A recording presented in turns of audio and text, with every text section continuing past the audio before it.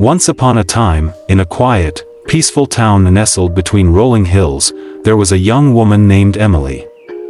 She had a warm smile that could brighten the darkest of rooms, a smile that made others believe she was always happy, always okay. But those who looked closer might have seen the sadness in her eyes, a sadness that she carefully kept hidden from the world. Emily had been raised by her father, a kind and gentle man named Robert. He was a widower, having lost his wife, Claire, when Emily was just a small child. From the moment Claire passed, Robert became not only a father to Emily but also her best friend, her protector, and the only family she truly knew.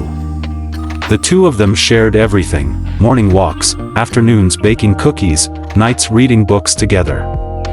Their bond was unbreakable, a rare and beautiful connection that many envied, but, as life often does, it threw an unexpected curveball. When Emily was 16, Robert began to feel unwell. At first, it seemed like a common cold, then a fever that wouldn't break. Soon, Robert was too weak to leave the house, his once robust body slowly failing him in ways that made no sense.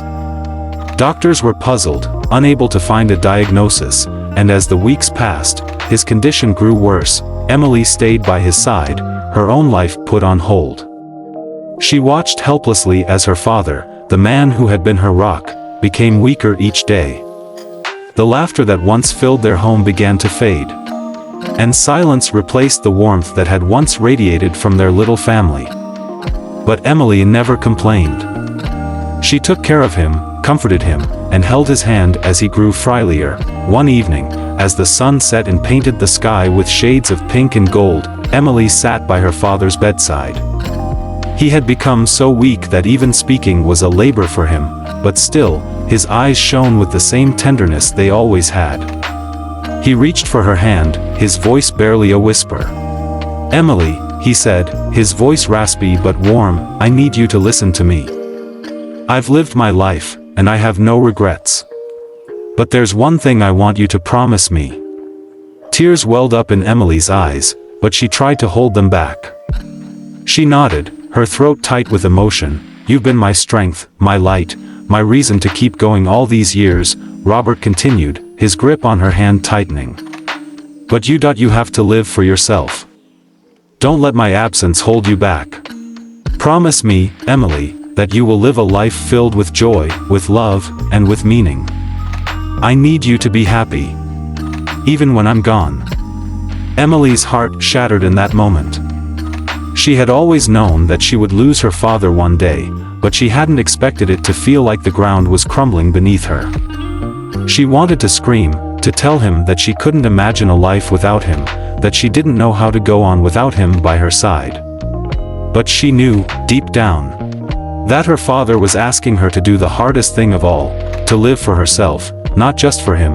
"I promise," she whispered, though it felt like an impossible promise to keep. The next morning, Robert passed away quietly, slipping away in his sleep as Emily slept beside him, her hand still clutching his.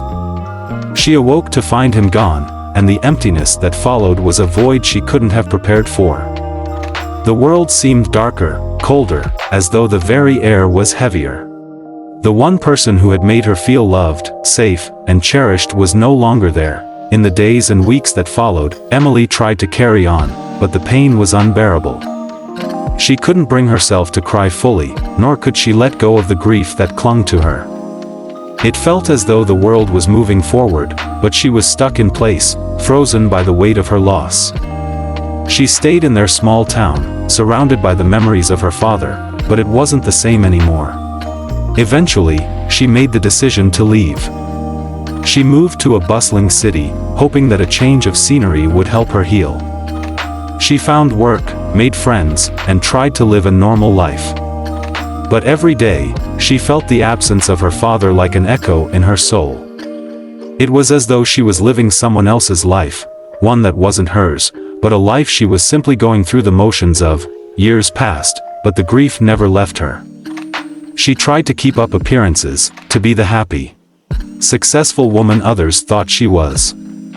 She smiled, she laughed, but in the quiet moments, when no one was around, the emptiness returned.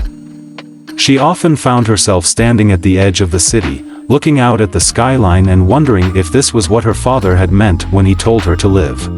One evening, as the sun set over the city, Emily found herself walking along a bridge.